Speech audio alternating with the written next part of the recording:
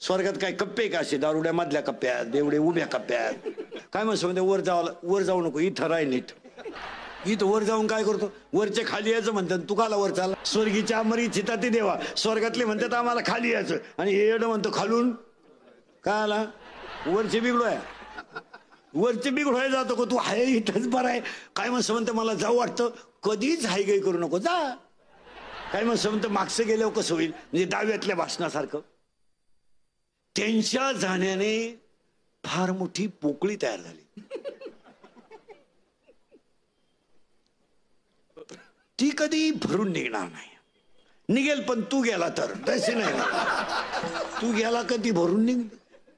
ती लबाडीचं भाषण आहे ना डाव्यात माणसं काय म्हणते माहिती का